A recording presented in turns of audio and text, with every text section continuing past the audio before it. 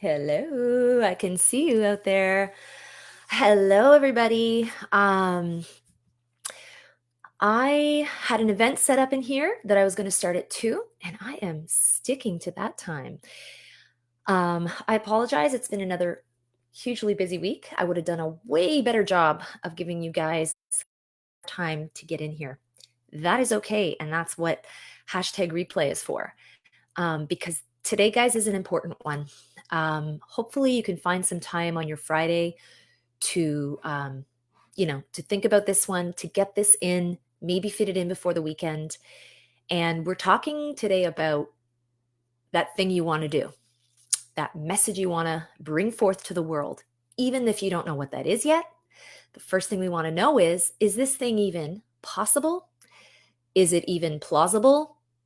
And is it going to be profitable? Like, is there any chance that it's something I could make a career on or quit my job for? Is this thing important enough that it's going to not only fuel me but support me?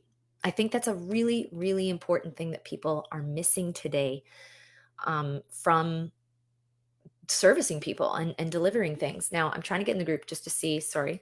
I'm going to see if there's any last minute membership requests, and my computer's deciding to be like, you know, let's not work for her. Let's not work for her right now. And I don't want to mess up my live feed. So how about this? We just forget about it and I focus on whoever's here in this moment, tuning in. So we're talking about these 3 things, and I think you have it over in your description, about your message. So we'll start off by this thing called, is it possible? Now, is it possible for me to go and do this thing I want to do, to say what I have to say, to,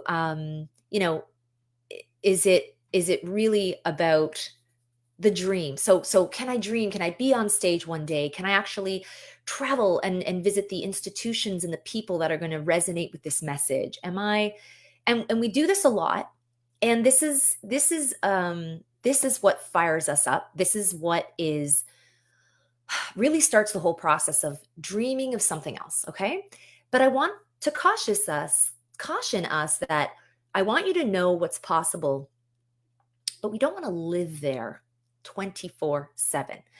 Um, I want you, yes, absolutely, to tune into, the people that you feel like you can reach, the hundreds of companies you think you can help because you have a better way, the person you want to break through to or help just as someone helped you, or as you learned, I want to go help that person, or all my knowledge, all my expertise, everything I've been working for so long.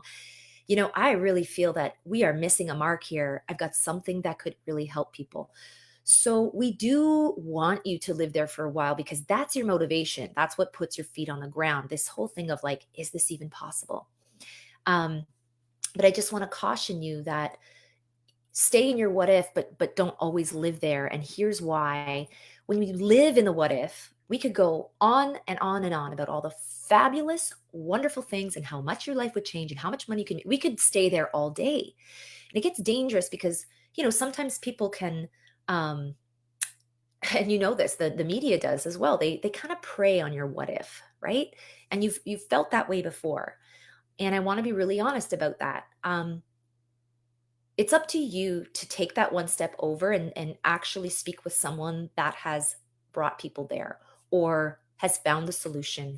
Um, and then you can play what if, because now you have a plan. Now, this probably comes from me being a very practical person, comes from me loving a plan. It also comes from 20 years in working, in trying to fit people, square pegs into round holes. I'm going to put it that way. In the past, it didn't matter who hired me or my agency. I needed to make them fit. Okay. But what I was working with, what they were bringing to me was very limited. And what I found myself always saying was, man, I just wish I met this person earlier. Or gosh, if I just knew that this person was doing their brand plan, I could have built this all in so that when it came time to say their message and get out there, we wouldn't have all these roadblocks. So what I'm saying to you is, what you're dreaming about and thinking about, is it possible? Absolutely. But I think it's also important to, to not play that game of what if and what could be in your own head and only with your loved ones and only with your supportive friends. I guess the point here is be really practical about maybe who you share that with. Some of you are very shared to scare your what if because it seems too big for other people. That's very common as well. And here's what I'd say about that. So then why don't you speak to people who have done it, seen it, and actually have the steps to get there? They will tell you if this is possible or not. So hopefully that's, an encouraging way, an encouraging spin on the whole thing of what's possible. Here's the other thing about living in what's possible for you and your message. I will say that now is the time. We are on this precipice of information in marketing, right? I've been in marketing as well, 20 years. Everything from building communications plans, crisis plans, how online reputation has changed, what the media wanted 10 years ago, 5 years ago, what consumers and marketers desire today, how their buying patterns have changed. So I'm in this world, and I'll actually share it. I'll try to screen share with you. Can I do that in here? I just don't want to screw this up. I was going to screen share. I won't have to screen share. You know what? I just don't want to mess this up. Sorry. I'll share it. I'll just take a picture of it and put it below. But I gave a presentation this week, which really brought this to light. It was a Southern Ontario business conference, and one of the workshops I led was on scaling your business, not growing your business, scaling your business for the long term. And my position there is that thought leadership is market leadership. And here's why. So again, around this concept of is it possible, you might be thinking, well, there's so much noise today. Why even bother? Is it worth it? I won't be hurt. I'll sound like the rest. There's too much. Everybody wants to sell me something. And I get it. I get it. But if I could turn that on its head for a second, you're so right in assuming that it almost works for you. So for the people that are ready to step out with that authentic commitment to their mission, message, whatever, again, even if you don't know what exactly it is yet, all I'll say to you is that quality now is becoming king. About 5 years ago, you're right, it was content was king. It was SEO, clickbait, get them there, push this out of the way, get in front of their face. And that is what all these automation tools and marketing tools were allowing people to do. Just interrupt what you liked to get in front of your face and get you there and click, click, click. And I'm sure you might still feel that way. However, because consumers are done with it, because they're done with the old way, what happens is they want this level of authority and trust. They're done with, even politically, we're kind of done with not trusting our leadership. We're kind of, they're losing faith in the system to pick them up and put the pieces together. They've tried that for so many years. No one's here to bail me out type of thing. We are looking and desperate for real leadership. So in the positive side of what is possible, I would say that there is no better time for somebody and someone to step out when you have a solution to a problem. And honestly, guys, if it's an issue with an industry or an individual personal issue, emotional issue, whatever it is, you have to remember that this landscape of media is also changing. And frankly, we do have our own channels. You're listening to a live broadcast of me right now, like it's Amanda TV. I get it. But I'm only speaking, and I'm very selective who I'm speaking to. And I only invite who I need in because you are not here to save everyone. You have very specific skill sets and you can put them to use. So all that to say is when this quality becomes king and when people are looking for that halo of authority in their leaders, in their coaches, in their speakers, then yes, it all is possible. It's more possible now and today than it was 6 months ago, I'm going to venture to say. It is more possible today. It's not less possible. There's not less things, more bad stuff happening. So there's less opportunity. You need to make your own opportunity. I've seen it happen. I'm helping people have it happen. And I see it around me and colleagues that it's happening too. So don't believe that hype about what's happening to you. Okay. We can focus on what can happen for us. So is it possible? Just to summarize, don't get stuck there. Okay. Because if you get stuck there, it kind of feels like you're never going to get off the merry-go-round. It's that feeling of your spouse is getting sick of you talking about this idea for so long, or your friends have lost interest at this point, or you start to write the book and you just give up because something else takes your attention. You're ignoring that thing in your belly. So that's a little bit about where you can get stuck, and be careful either not to live there, because you'll never actually put your feet into action. So the action step there is speak to people who are doing it, speak to people who have been in the landscape, worked with gatekeepers that are going to stop you from getting into the places you need to get into with your message. Very important. So again, that's my practical side coming out. And hopefully for a lot of you, you're able to picture how this could work in your own life. I am going to, hopefully today, there's host chat and public chat. Try to put some stuff in the chat, and I can answer questions directly today. I do have time until 3. This won't go that long. Otherwise, if there's no questions, and even in the replay, just go #replay and I'll catch up with you, and I will answer your questions either in the comment or in a personal message. I have no problem doing that. Number 2, what is plausible? All right, this could have been a lot of words. I'm a wordy, remember? Plausible, probable, this whole basically, are people going to buy it? Like, is it believable? Is it, right to assume that, okay, this thing's going to fly? Is it credible enough to assume that this message is going to land? And what I want to point out there is there's this thing of credibility. Okay. This is all about your talents and expertise. Again, getting back to, it's one thing to dream in the possible and dream about what if and picture yourself on the stage and do this and that. I actually want to know, and again, from my years in the trenches of media, coming up against editors, having to fit into a timeline, having to write a pitch a certain way, approaching an event organizer a certain way, we want to know that the experts we're putting out into the world are plausible, credible, and can back up their stuff. That's it. So honestly, guys, if it's plausible that if it should be you, if it could be you, here's the things you're going to want to look to. Look to the experience that you have in this industry. You're going to look to those degrees on your wall. Okay. Some of you have degrees and things that you've invested hundreds of thousands of dollars into your education that you have not even been able to take full and rightful advantage of. I mean, if you think about it, it's crazy. At one point, that was your dream. So how do I get back to why I even wanted to start down that path in the first place? So the other thing you're going to look to is your personal story, your personal experience. Do not undervalue what you've been through, the challenges you've overcome.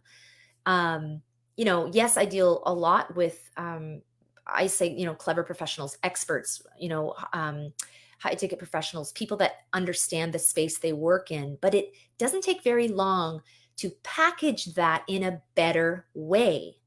So the plausibility of it being you, okay, that's number 1 is basically, do you got the goods? Okay. You got the goods. It can't be an idea that you have woken up with and been like, people have said I've always been great at this and I'm going to do it. I say, that's great. Good on ya. I guess I'm saying for what I do, in my world of now you got to sit in front of that media interview and bring it home or be rapid fire in a media scrum. I'm coming from that journalistic background sort of, so I can't put people out that aren't well supported, well documented, and well researched. It doesn't fly. Okay. So that's a really good question to ask yourself. Again, are you the best person to answer that question for yourself? Probably not. Why don't you speak to people who have trained the people to sit in front of the camera, given them the right words to use that is going to get the attention of the editor? I mean, it just makes sense to build this into your planning, because again, if you just live in the what if, It's a great place to be, but it doesn't bring home the bacon. And, you might be wasting time there. You might just be wasting time where you could be really more effective in what you're doing right now. We don't know that yet. So to wrap up, like, what's plausible, and I think you even have it in the description here. Um, do, do, do, do. Yeah, what you are, if you're wondering what you're doing, it's the plausibility. How realistic is it to assume it should be you? That's not just a confidence thing. That's not just like, oh, I'm not used to being out in front. We're not talking about throwing people out in front and being on stage. That might not be the best use of your talents or your message. We don't know that yet. But that's why in my webinar presentation, it's not about you. It's about what you're here to do. Okay, let's see if that's viable first. So that's the plausibility of this thing. Are your best talents being shelved? Have you kept something hidden away that actually, if you put a light on it, it would propel you into success? It would be exactly what people need to hear and see from you to buy in that, yes, that's the person I need to help me with this. We don't know. So that's the plausibility portion. Let me just jump over. So here's, yeah, and the where people are getting stuck on plausibility is you're discounting something you've already done. 9 out of 10 people I talk to have discounted already something they've done. They helped their team come out of a really rough patch and applied something new. And they're like, yeah, I guess I did do that. They did something on a school level. They've noticed patterns throughout their school career that they didn't recognize was being repeated in their professional career. Like, yeah, I guess I am that, or I do that a lot. My gosh, I didn't even realize. What's happening there is, guys, you're leaving money on the table. You are leaving potential help for someone else on the table, right? Uncover your best stuff. It requires, yes, a little bit of digging, as you've heard some of my clients say, but man, that's the fun stuff, right? Get into the mud, like try it on and see where, see if this is relevant and if, again, viable. So don't, plausibility, just ask. The third thing we come to in today's training is profit. This is the big one. And this is the one that usually stops anybody who has ever considered stepping into some kind of leadership or speaker or going out on their own or consultant thing. It's, can I make money at this, right? You're looking around to what everybody else is doing and you're assessing your success based on theirs, based on the method they're doing, based on the thing your cousin told you to do, based on the friend and how they sold her book. So it's going to work the same way for you. And that's not profitable. It's like, put it all aside for a moment and just think about, I only want you to worry about one thing when it comes to profitability. This is where the ad would go in. If I had ads, it would make you wait for the answer and they're like, do, do, do, do, do, do. Okay, we're back. Answer this question. If you are asking people to take action, okay, they will pay you to show them how. And I'll say that again. If you are asking people to take action, right, not just ownership, but action, you possibly may have a profitable solution on your hands. That's it. People will pay when you show them a better way. Like, people will pay when you apply the degrees on your wall, shore it up with all the amazing stuff you've done, and show them the way, right? If you've gotten to the other side, if you've climbed the fence, if you've done it for others, you may have something that they will pay you for. It may be profitable. And there's a couple questions, but I'm going to say this one thing first, and I'll get to those questions. Thank you. Is first I'll talk about where people are getting stuck. So when it comes to this profitability thing, it may just be a matter of you not packaging your solution the proper way. It might be a solution of you not making it as digestible and easy as it could be. You'd be surprised, right? The solutions people would pay for. And it also cuts out, here's what I love about the profitability one, because this is the one that will sift out the experts from the novices every single time, guys. Every single time. I never invite someone into my program that I can't promise that we're going to make money off this. I shouldn't say that, but that's the marker, because that's their outcome. That's their long-term gain, right? So think about this. When you just focus on what's possible and you get someone excited, then they're like, yeah, it could be me. But if the goal is like, I want to motivate people to be better, or if it's like something general, and you're not, I mean, you're not showing them how, or you're not showing them the way, or why it's different, or the old way, new way, then you might be, again, you might just be not mission driven, but significance driven. You might just want this. I'm now questioning your motives. You just might want this for different reasons. Is the significance of being that voice enough for you, you know, or is the overall mission that's going to get your head down, find these people across the way and get them there?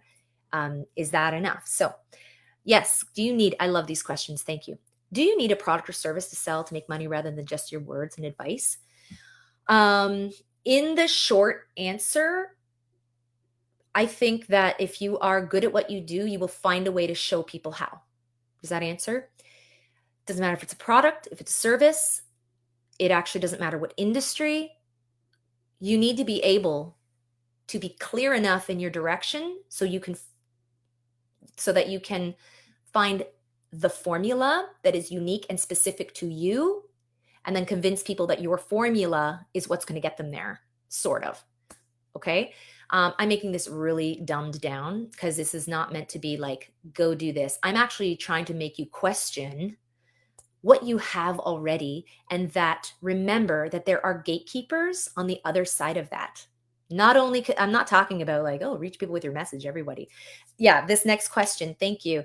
Seems like everyone is trying to be a coach. How do you get heard? How do we go against the famous speakers and coaches? You don't. The famous, I get it. Everyone's trying to be a coach. Yeah, that's not where everyone's talents are best used. That's also what I'm going to say. You're right in that you're noticing a trend. Yeah, that's not where everyone's talents are best used. Do you need to be a coach to affect change on an organizational level, where you are now helping industry and organizations to partner more effectively with charities? Think of it that way, okay? You are affecting a great amount of change. Do you need to be a coach to do that? No. Do you need to be Tony Robbins, and have that amount of credibility and clout? No.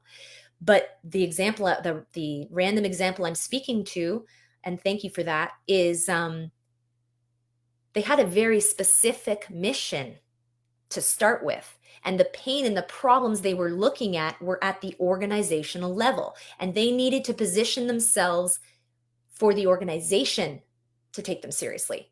That's different than the person over here who is really wanting to affect and combat obesity in teens, who really finds like their solution really is most effective working one-on-one. Okay, and that's what they've discovered. So do you see how the motivation is different depending on the amount of change? Both are equally as relevant, both are equally as needed, but they are completely different outcomes. And both, I guess we'll put people here because I'm talking to people and you're asking me as people. Do both people need to be like this super hyper coach? Not really. This person may be on the if you're reaching out to individuals one-on-one, you might, but no, it's not following that's going to make you different. And I want to be very clear about the second part of this question, going against the famous speakers and coaches. You are not going against the famous speakers and coaches. If you feel like you are, then you haven't found your message. You haven't done enough work. You are not trying to be Gary Vee, Tony Robbins, Brene Brown. I hope you're not trying to be those people and then say, and I want to be a coach like that too. If you do buy in and love and get those approaches and think that is the way, I'm just going to call it something different or whatever, then just, why spend the money and time and effort trying to swim against that current? You will never claim market share. You will never get more Facebook likes than they will.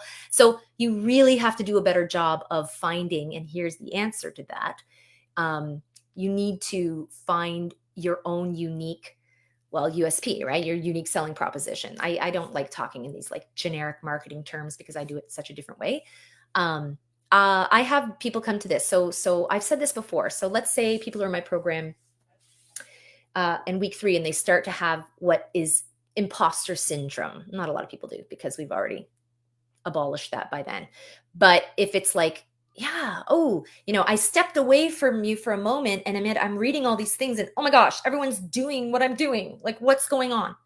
Then I bring them right back to the mission and the reason I invited them in, and remind that person what we heard, what we uncovered, what we pulled out, the little gold nuggets that were only theirs, that we were like, here you go. Here it is. Remember this? And I show it and I hold it up to them, and I hold them up to the mirror and say, this is why you told me you wanted to do this. So let's build your foundation on that and what you learned from that and what only you can tell me about that.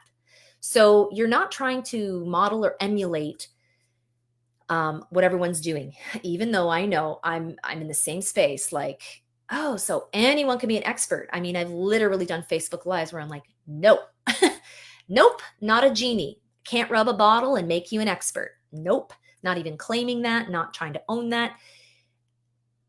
If you have all the right stuff, absolutely, we can get you there. We rub off the right stuff. I ask the right questions. I've been doing it long enough to know what's at the other end waiting for you when you're stepping out on your own, trying to make this work. And here's what you're going to get asked. So it's a very realistic approach. But this is the difference between, and I had this on another video. I was like, you're asking yourself 3 questions. I don't have them in front of me. It was like, I know I want to do something different. And then it's like, I know, or you're at work and you're asking the 3 questions. Man, I wish it was in front of me. I was outside when I did that video last Thursday. And the 3rd question was like mission driven. If you're only asking the first 2 questions, you haven't gone deep enough of why you should go out there and try to be a coach. Because we don't want to be putting people in positions of authority or claiming to be in positions of authority that aren't. You know what I equate this to, actually? Okay, I had friends that were in the photography business, and they were doing really, really, really high-end work. And the biggest problem in the high-end photography business was low-ticket photography, budget photographers that had no training and nothing, and they were doing these things and posting their platform and had no idea how to create what they were trying to create.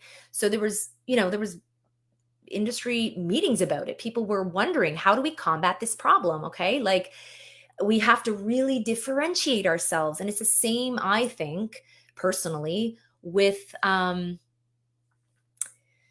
coaches. That's why this is the answer. This is why I don't work with everybody. And I can't work with everybody because it comes with a certain level of credibility. You can be a coach and get some clients and have a nice life and post on your feed and feel great. Amen. Hallelujah. Do that all day long. And if it brings you an income and you're satisfied and you can be a mom in that, or a dad in that, or if you leave your job in that, that's very rare, but great. When it comes to being an industry thought leader, an expert who people are going to pay for their keynote speech, someone who's going to affect change on an organizational, personal, individual, or global level, when you have a bigger mission in mind, it takes more credibility, more clout, the right messaging, the right pitch, the right words to rise above. And that's just to ask, hopefully that sort of answers your question. While, I did dig down in there a little bit on, my, that just personal experience with that type of thing. And another question coming in that's good. I think this is new. Everyone's online trying to be a coach. Is to see or show that someone can be an expert. So I'm not sure what context this question's in. And I guess your question is, how do you categorize what's an expert? I go from my background, 20 years of journalism, public relations, crisis reputation, online media training. when clients come to me and they need their audience to trust them, when they need to create thought leadership that companies pay extra. Here, I'll answer it with this. It was in my presentation. When they need a certain level of clout to be taken seriously, to get the bigger contracts, to get the attention of investors, to get better partnerships, to be asked to the table, to be invited to panels. Okay. This is where the decisions are happening. And that's where my clients want to be. Even if you don't feel you can be there yet, right? My job is to be like, well, it's possible. Like, you have to take the first step because we'll get you on the train. I can't force anybody on the train, right? A, are you qualified? Whatever, check all the boxes. So that is what the call is there to do. But just to answer that a little more fully, Edelman did a study about this thing, right? Like, what is thought leadership? What are we talking about being an expert in demand? Being an expert in demand, and why the people in this group have even been invited here, accepted here, or I am always encouraged to participate, is because you have either come from a, either career change, you've spent your life doing, something, or devoted to it, but never fully committed to it.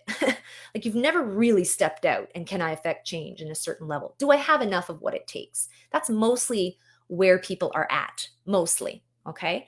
And what people are looking for when it comes to that level of, I'm being asked to the table, I'm getting interviews, people are wanting to know my opinion, Amanda, it's happening. I'm living it. This is my message. Oh my gosh, it feels so natural now because people come to me for this. And that thing, when that starts to happen, they're trying to get to that halo of authority where they become known for that thing. 60% of executives are going to pay a premium price for product from a person or a company that has this level of thought leadership in their philosophy, who has produced new, high level content pieces, not just blather and blogging and overdone writing and writing and writing, really thought provoking pieces. 55% of decision makers use these examples of thought leadership to go, oh yeah, we should work with them to evaluate potential vendors and partners. 55%. So when you get, into numbers like that, this is relevant. And it's more relevant today, as I said in the beginning, because we're done with the BS. We're done with the make me feel good, but then I have to subscribe to my email list and where are we going with this? So it depends on the level of action. And that's my approach too. You have to work with people that you align with and that you're on the same page. You're going to the same place, right? Don't let anything slip by without asking what their outcome is. So the last thing I'll leave you with, guys, is, and I'm sorry, I couldn't get my screen share going, but it's not a big deal, is only 15% right now of what people are putting out there is deemed credible, authoritative, and whatever. I get that it might feel good to write a blog, write a book. I get that. There is a personal level of satisfaction that you've put your thoughts together. It took you long, and kudos all day. It's just, it just always needs to be tied to the bigger mission and vision for what you're building here. Because if only 15%, based on that study, is deemed authoritative, really thoughtful, really impact making, it means what is the rest of that 85%? Are we just contributing to the noise? That is really, really underlying my mission, is I do not want to contribute to the noise. I want people to step up, step out. Exactly what you're saying, get ahead of the others. Don't be like all the others, and have a good reason. What is the motivation for being a coach? For me, it's I don't know. The motivation shouldn't start by, I want to be a coach and then I'm going to figure out everything I need to do to be that. It's I don't know. For me, it comes more organically, like a God-given, I guess, talent, or really authentic impact you can make for people, right? That's just my opinion. I know there are organizations that don't think that way. It's the same reason I don't turn out speakers. It's the same reason I can brand anyone, make you look good, sound good, get on the little things here and there. But it's that's not what I'm here to do. That's not what this part of my mission is about. And the reason I'm coming on here live and thanking you for asking these questions. Thank you, thank you. This is a discussion. Like, this is not me speaking to you or at you. This is a discussion that I think everybody needs to have. Yeah, like, oh gosh, yeah, purpose and mission. It's like week one. It's like that's the basis, flat out. And I'll encourage you to thank you for that. And purpose and mission starts everything. I don't think that you can be sleazy or salesy or whatever. And there's if you don't understand why it should be you. So this I'll end on this. There's belief, and there's how do I put this? It's how have I put this in the past? There's like believing it should be you, and then there's actually it being you. And until you understand the connection of why this should be me, then you'll never get the confidence you need. You will always suffer from imposter syndrome until your brain makes the connection between all this amazing things I could do, right? What's possible, and exactly why that should be me. You need to connect those two things, right? That's a journey. It starts with a conversation. Now, my talent and skill set is quickly identifying that for people before them, coming from my background and what the outcome would need to be, right? But they have to get there on their own. It's not me telling people what to say, what to do, what to be. That would be very easy. It will never stick. It will never work. So it has to be on an individual level of connecting. I have this great mission, but I just don't know if, like, I don't know, how do I even say it? Or that's going to feel weird. I've never done something like this before. Then let's have the conversation. Should it be you? That's the first big question. Like, what have you done? Like, is this possible? Is this plausible? Tell me your experience. Why do you want to tell this message? Then it's like, okay, yeah, it should be me. But let's back that up. And then once you have those pieces, what you're saying on the other end of that is if it should be me, but if not me, then who? Like, you actually come out of that process feeling like you are the only person that can help people get there because, right? You should work with me because that's what imposter syndrome, it obliterates it. There's no imposter syndrome. It doesn't even exist anymore because you've built something completely tailored to really exactly what you should be doing, or maybe should have been doing all along. So, don't leave money on the table because of, and some of you are so close. You're so close. It's just you can't see the forest for the trees. You got to take that 30,000 foot view and go, if I just click, leave out this, get rid of this. I only need this. Really? I just need this. It's like, yeah, okay. This is something I can take action on.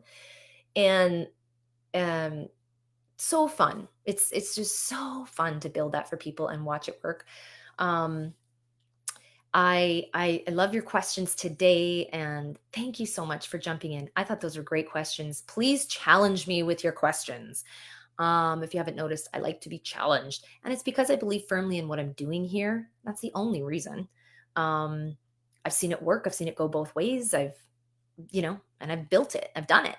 But I really want to stress that. Now, you've been through this or you're watching the replay, please continue to post your comments down below, or what you've taken from today, which is really cool. If you have more questions, reach out to me personally. But listen, I'm also offering in this group free calls. It's important you know that, guys.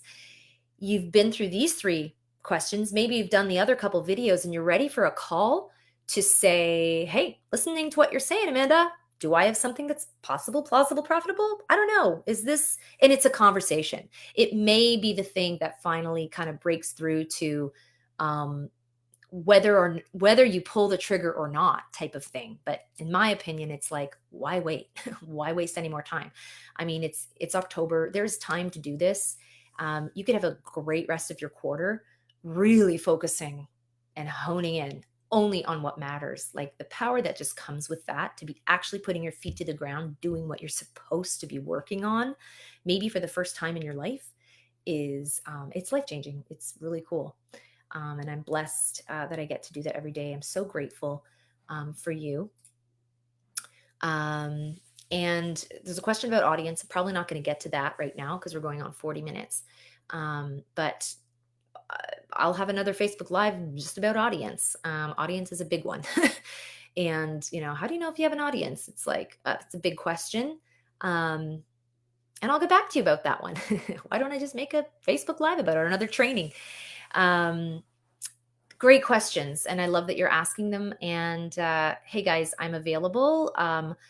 The book a link is in the book a link, book a call link is in the description above the video.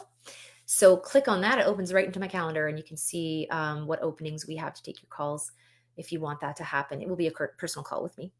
And other than that, thank you. It's been an amazing week. It was super busy, so I didn't post as much in here as I wanted to. And, but I'm always, this is it. Like I'm always finding supportive and things that are supporting what we're doing here, bringing you out of the novice into the expert world. It is a different world. That's how people describe it. Thought leadership is just a different world. I know you know about marketing. You are very clever people. You didn't get this far for no reason at all. There's other things going on here. So, that's why I hope you're coming here to get that level of expertise and answer your questions. So thank you so much. This was awesome coming to you on a Friday. And I'm going to sign off with you now and catch up with you real soon. Enjoy your weekend. Happy Friday. Thanks, everybody. Ciao.